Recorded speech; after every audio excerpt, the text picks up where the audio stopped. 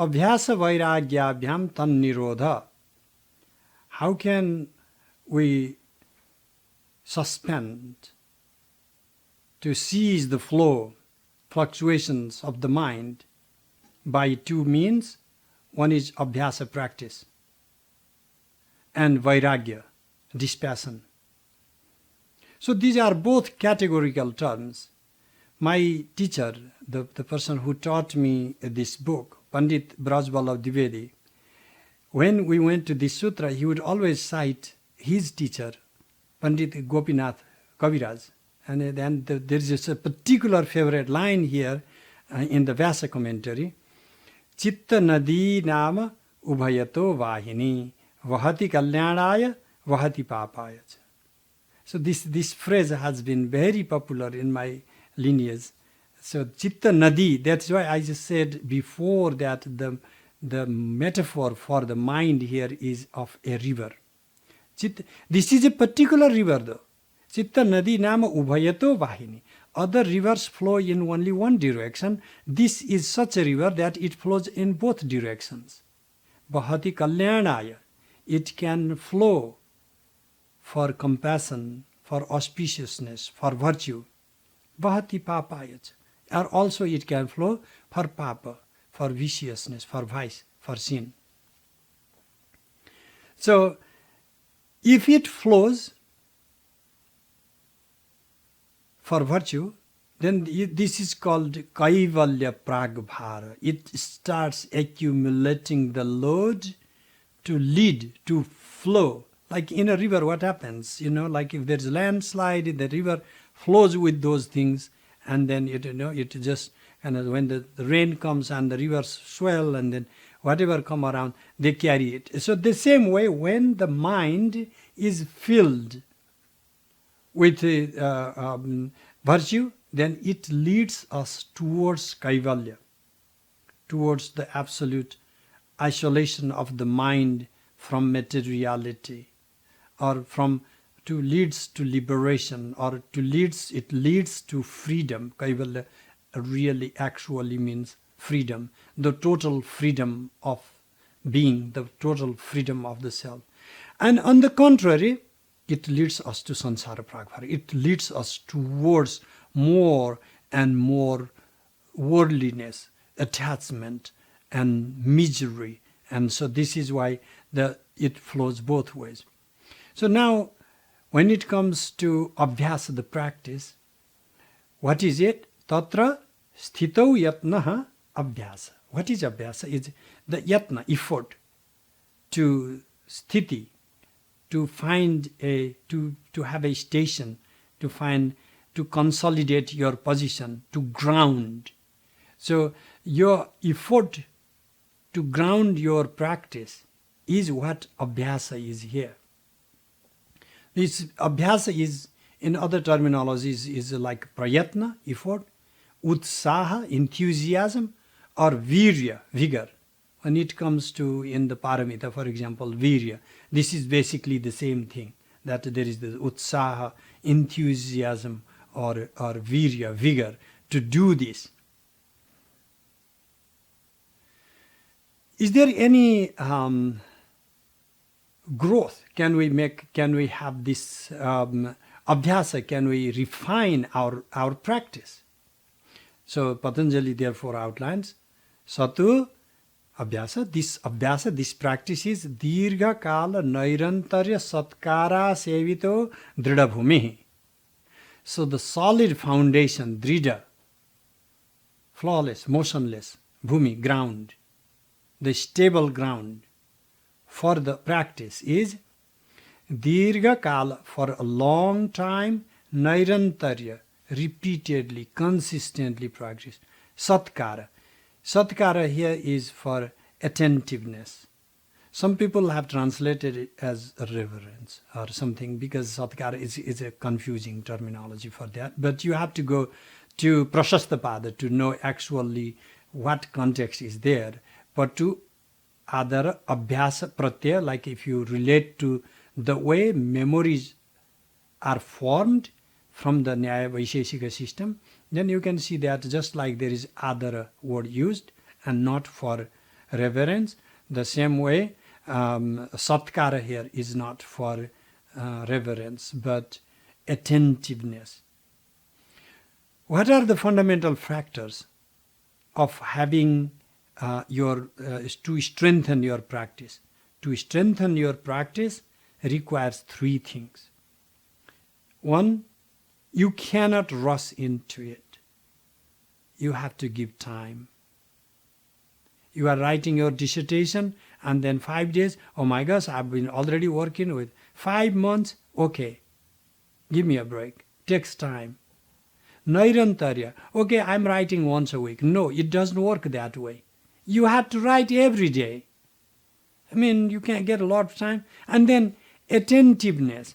Respect alone does not do the job. Oh, I surrender to my teacher and I surrender to my supervisors already and they're so nice to me. It doesn't work that way. You have to be totally attentive to what your project is. That is everything. To achieve a goal, you have to have this yogic mind. Only a yogic mind can achieve success in anything. So for that, you have to have what? 3 factors: continuity, consistency, and attentiveness. So then when you have these, the other factor it says, Abhyasa Vairagyabhyam tan nirodha, how do we suspend the flow of the mind, the fluctuations of the mind? One was Abhyasa, the other factor was Vairagya, Dispassion. Now the Dispassion is Drishta Anusravika Vishaya Vitrishnasya Vashikara Sanya Vairagyam. Vairagya in the form of Vashikara, having totally conquered, totally controlled form of dispassion is Drishtanu Sravika Vishaya Vitrishnasya. It's a little longer phrase, but there is nothing to worry about. Drishta, the objects we see, we have seen. Anusravika, the things we have heard. You can put also things that you have inferred. They all fall in the same category of drishta. Basically, anything that relates to this world is captured by the word drishta. Something we see, oh, my friend got married, I need to get married. Man, I'm this age and my friend is already married. Or he bought a house, I need to buy a house. Everybody has these things. Why am I not having these things? These desires. Vishaya. Anusravika. There are some other things you can only hear about. Oh, somebody hears, he became a monk and then he achieved liberation. The guy doesn't have any clue of what liberation is, but he got the desire. I have to get that, whatever he got. I need that. What he got? So you ask, what do you want? I want what he wants. So, Anusravika. So we just hear from others they did this, like heaven, for example. Why do people want to go to heaven? It's just heard. Nobody has seen the heaven. So this is Anusravika. Vishaya Vitrishna, when there is no trishna, no thirst, no craving, no desire. This is Vitrishna, Vigata, means gone, passed away, Trishna, thirst. There is no craving anymore for the Vishaya, the objects. What are the objects? There are 2 types of objects. One is the drishta object, the objects that we see in the world, everybody is doing, I need to do it. Another is Anusravika, we hear from others. Patanjali, while outlines this as a Vashikara Sanya Vairagyam, the commentaries there give like an in-depth analysis of what is the Vashikara Sanya. The consciousness of having to have the control over. There are these 4 stages. One is Yatamana, when we start controlling. And then second, Vyatireka, when we have some dispassion, and then we can differentiate between what we are still attached to and what we do not want anymore. Vyatireka. Ekendriya, when there is only one sensory faculty still craving for it, wanting it. That is ekendriya. Only one faculty wanting it, looking for it. And then If it is of the objects that we should want, and then we have a negative relation, and it applies also to that we should be wanting to study and we don't want to, so therefore just not wanting does not explain dispassion. There may be things that you should be wanting, and then you just don't want that, and therefore you have to want to have vairagya, to have dispassion. So like, for example, want to have dispassion itself. You can't say, oh, I should not want anything, therefore I don't even want dispassion, I'm done. Okay, that it doesn't apply like that. So let me go again. So first of all, we are just striving to get dispassion. First of all, it's just like somebody says, don't touch fire. We just don't want to touch fire. We don't know why to not touch fire. Then we slowly grow up to the state of realization that it's painful to burn ourselves, is not fun at all, and forget about dancing on top of fire. I don't even want to hold fire on my palm. So this is then Vairagya. Then we start differentiating between the kind of desires I used to have, and then feel like I really don't want to have that desire anymore. Like as you grow older, then you don't want these little planes or cars or other toys. You cannot consider that real vairagya, dispassion. Okay, you don't want dolls anymore. What if you have substituted those desires to unsurmountable amount of other desires? But first, like you had this strong desire for something, now you started controlling your desire, and then now you have no passion for, no craving for that object. And that is definitely Vairagya, isolation of some desires. We have now the yogi that is always a sanya, that is always consciousness in the mind of a yogi that I am now at this stage. The third stage is very interesting because it's ekendriya, only one sense, that is the mind. So the yogi knows that he has the consciousness of only one faculty, that is the mind, wanting these things. Like fantasies. We might have like a bunch of fantasies. What would happen if I were the king? What would happen if I were such and so? What would I do if I were the Chief Justice? And if someone say, why not you actually become one? Because, okay, now I'm the powerful genie and I turn you into... No, I really don't want to. I'm just like hypothesizing. No, this is what ekendriya, only in the mind. There's just sometimes some fantasies remain. What would it be like actually? I never did it, but maybe if I did it, would that be good? Would I like it? So this is ekendriya. And Vashikara, have total control, that is the fourth or the highest stage of the yoga. And that is what gives one a total vairagya. Tat param purusha khater guna vaitrishnam. So there is this vairagya, para vairagya.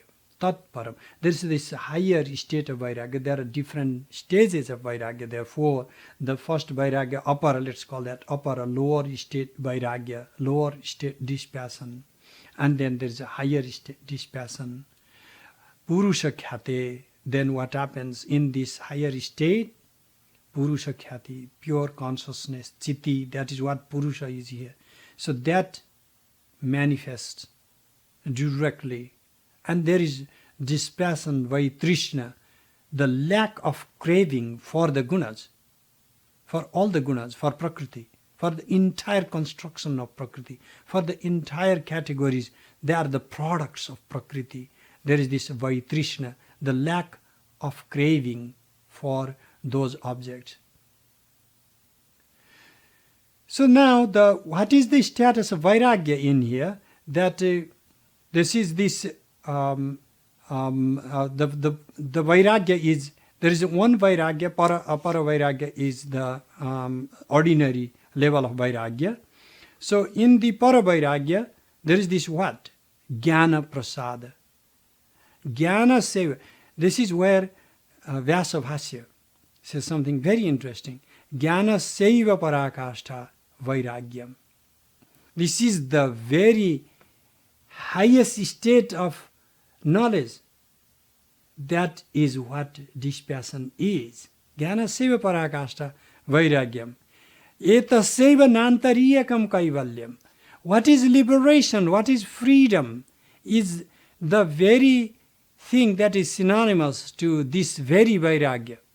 So therefore, you could call that the state of generation and the state of completion, that the state of formation of vairagya, where we are struggling to generate the state of vairagya, and then we actually achieve that. So this is the higher state, is the state in which we have achieved the total vairagya. What happens in that? You see the flaws, the faults of all our cravings. If I want this, I might get this for now. It will result into me suffering this way. So from all around, from every corner of whatever we would have wanted, and then this automatically, this is not a vairagya thought here so that you run out of the world. This is a vairagya, dispassion thought, so that we start eliminating our attachment to objects, our craving for objects, so that we can retrieve our consciousness back to its own primordial nature.